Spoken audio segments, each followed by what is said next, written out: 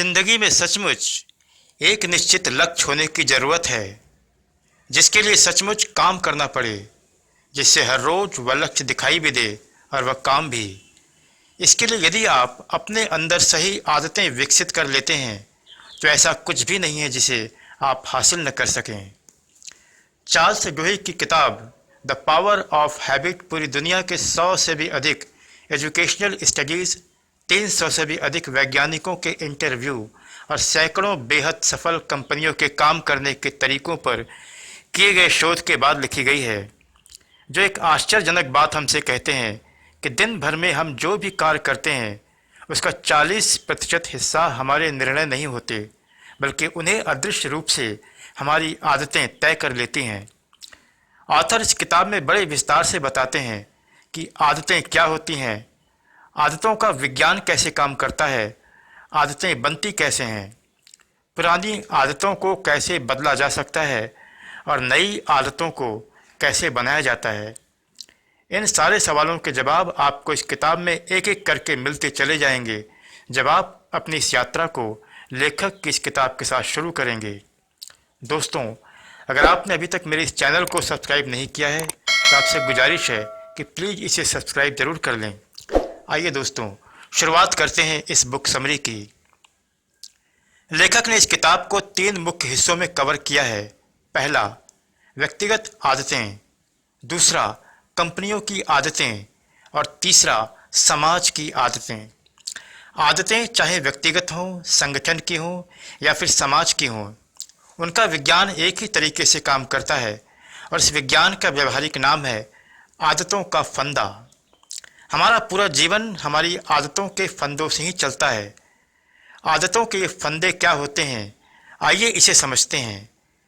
किसी भी विचार को या किसी भी व्यवहार को जब हम बार बार दोहराते हैं और लंबे समय तक दोहराते चले जाते हैं तो हमारा ये दोहराए जाने वाला विचार या व्यवहार हमारे मस्तिष्क के बीचों बीच पाए जाने वाले एक खास हिस्से में, जिसे बेसल गैंग्लिया कहा जाता है, इकट्ठा होता चला जाता है। एक निश्चित क्रम में वहाँ पर जमा होता चला जाता है। जब हम अपना कोई भी विचार या व्यवहार दोहराते चले जाते हैं तो माइंड को खास तरह के 2 सिग्नल मिलते हैं। पहला, ये ज़रूरी है, दूसरा, इसकी आगे भी ज़रूरत है। माइंड को इस बात से कुछ भी लेना देना नहीं होता कि वह विचार या व्यवहार आपके लिए लाभदायक है या हानिकारक। सिर्फ दोहराव की प्रक्रिया सिग्नल देती है कि ये ज़रूरी है और इसकी आगे भी ज़रूरत है। इसी सिग्नल को पढ़ने के बाद बार बार दोहराई जाने वाली सारी क्रियाएं, चाहे वह शारीरिक हों या मानसिक हों, वह माइंड के बेसल गैंग्लिया में जाकर इकट्ठी होने लगती हैं, जहां पर उन व्यवहारों का एक निश्चित पैटर्न बनने लगता है। बाद में यही पैटर्न आपको कमांड देने लगते हैं और आप उसी पैटर्न पर चलने लगते हैं। आपको कुछ भी सोचना होता है तो आपके सोचने का वही पैटर्न आपके सामने आ जाता है।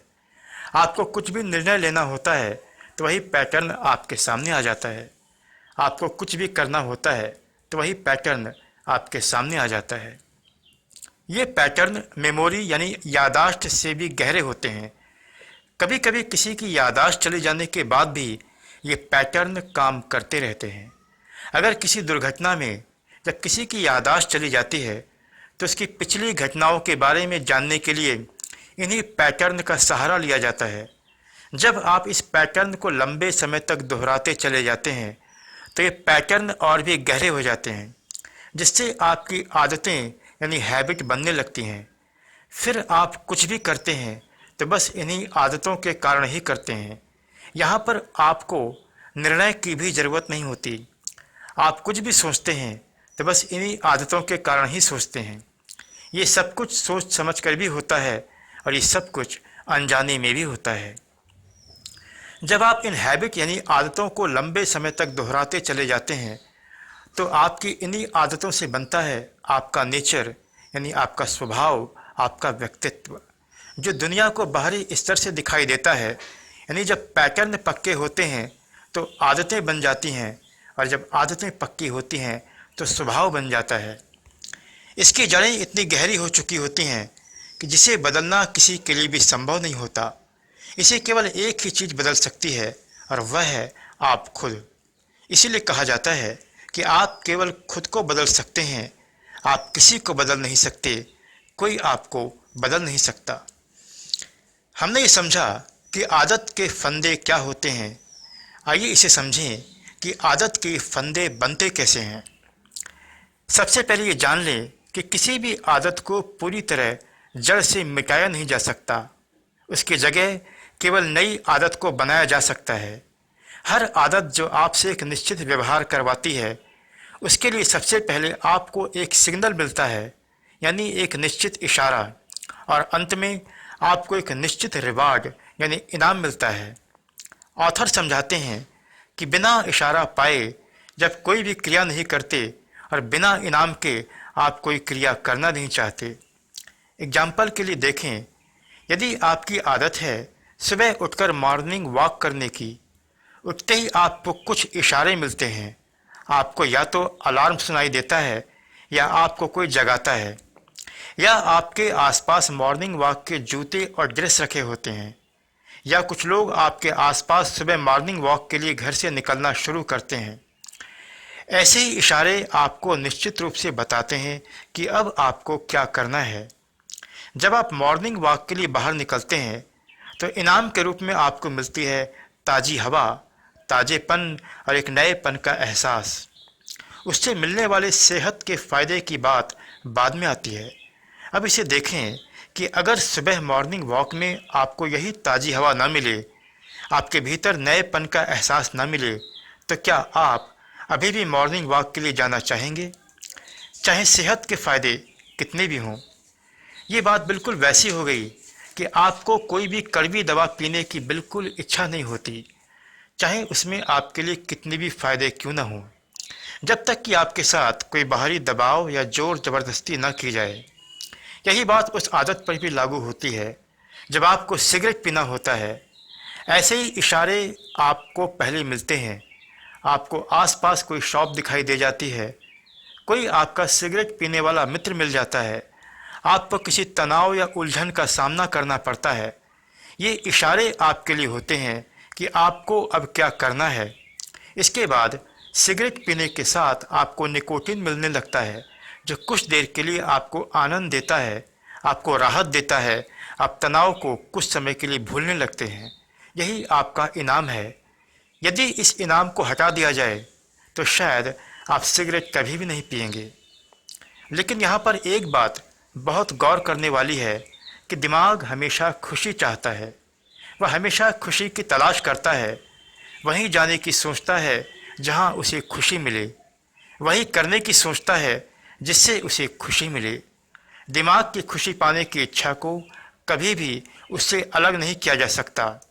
यानी दिमाग की एक खास प्रवृत्ति होती है कि कुछ भी करने पर उसे उसका इनाम ज़रूर मिलना चाहिए। आदत का विज्ञान इसी मनोविज्ञान पर काम करता है। आदत का फंदा इसी सिद्धांत पर तैयार होता है। आपको एक निश्चित इशारा मिलता है, फिर आप एक निश्चित व्यवहार या क्रिया करते हैं, फिर आपको कोई निश्चित इनाम मिलता है। इशारा, व्यवहार, इनाम। आदत का फंदा यहीं से बनता है, जिसके एक सिरे पर होते हैं निश्चित इशारे और दूसरे सिरे पर होते हैं निश्चित इनाम, और बीच में होता है निश्चित व्यवहार। हर कारोबार में बिकने वाला सामान लोगों की इसी आदत के मनोविज्ञान पर तैयार किया जाता है। कंपनियां लोगों के इशारों की खोज करती हैं और फिर मिलने वाले इनाम का पता किया जाता है। फिर उसके बीच में बाजार का प्रोडक्ट आ जाता है, चाहे वह कोई टूथपेस्ट हो, कोई स्प्रे हो, कोई खिलौना हो, कोई चबाने वाला च्युइंगम हो, कोई तंबाकू हो, कोई टीवी सीरियल हो, या कुछ भी हो। हमने ये भी समझ लिया है कि आदत का फंदा कैसे बनता है। अब सवाल है कि क्या पुरानी आदतें मिटाई जा सकती हैं? उसका जवाब है नहीं। क्या पुरानी आदतें बदली जा सकती हैं? उसका जवाब है हाँ। क्या नई आदतें बनाई जा सकती हैं? उसका जवाब है बिल्कुल। अब हम ये समझेंगे कि पुरानी आदतें कैसे बदली जा सकती हैं और नई आदतें कैसे बनाई जा सकती हैं। लेखक इस किताब में विस्तार से बताते हैं कि पुरानी आदतों को बदलने का मनोवैज्ञानिक तरीका ये है कि उस आदत के लिए मिलने वाले इशारे को बिल्कुल वैसा ही रखा जाए और मिलने वाले इनाम को भी बिल्कुल वैसा ही रखा जाए। केवल बीच की क्रिया यानी व्यवहार को बदल दिया जाए। फिर उस नए व्यवहार को लंबे समय तक दोहराते रहने से पुरानी आदत की जगह एक नई आदत बन जाती है। इसमें ज़्यादा समय नहीं लगता है। सिर्फ इशारे और इनाम को वैसा ही रखते हुए बीच का नया व्यवहार बदलने से, उसे दोहराते रहने से एक नया पैटर्न, एक नई आदत और एक नया स्वभाव विकसित होने लगता है। किसी बिल्कुल नई आदत को बनाने के लिए भी यही मनोविज्ञान काम करता है। फ़र्क इतना सा है कि उसके लिए एक नई इच्छा की ज़रूरत होती है। एक नई इच्छा से किसी नए इशारे यानी नए संकेत बनते हैं और उसके लिए किसी नए इनाम को तैयार किया जाता है।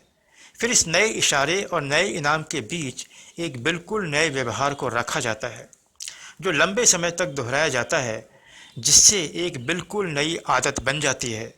खेल के मैदान में अक्सर आदत का नियम प्रयोग किया जाता है।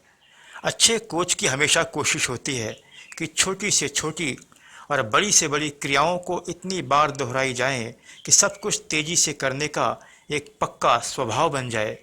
किसी भी स्थिति में नया निर्णय लेने की ज़रूरत ही न पड़े। सब कुछ करने की एक आदत बन जाए, एक स्वभाव बन जाए, क्योंकि नया निर्णय लेने की जब भी स्थिति आती है तो दिमाग हमेशा पुराने पैटर्न पर वापस आ जाता है और पुरानी आदतों से ही वह नए निर्णय लेता है।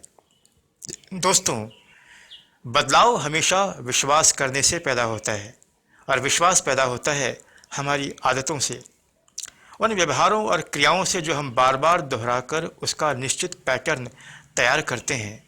सब कुछ हमारा ही चुनाव होता है कि हम कैसी आदतें बनाते हैं। ये बिल्कुल पानी के बहाव की तरह होता है। जैसे पानी का बहाव अपने पिछले और पहले से बने रास्तों का ही चुनाव करता है, वैसे ही हमारे जीवन का बहाव भी हमारी आदतों के चुनाव से ही चलता है, बिल्कुल एक नक्शे की तरह। और ये नक्शा बिल्कुल वैसा ही होता है जैसा हम इसका चुनाव करते हैं। तो दोस्तों, मैं इस वीडियो को यहीं पर समाप्त करता हूँ। मेरे चैनल को प्लीज़ सब्सक्राइब जरूर कर लें। हमेशा की तरह मेरी ईश्वर से प्रार्थना है कि आप खुश रहें, स्वस्थ रहें और जीवन में शांति बनी रहे। फिर मिलते हैं अगली वीडियो में।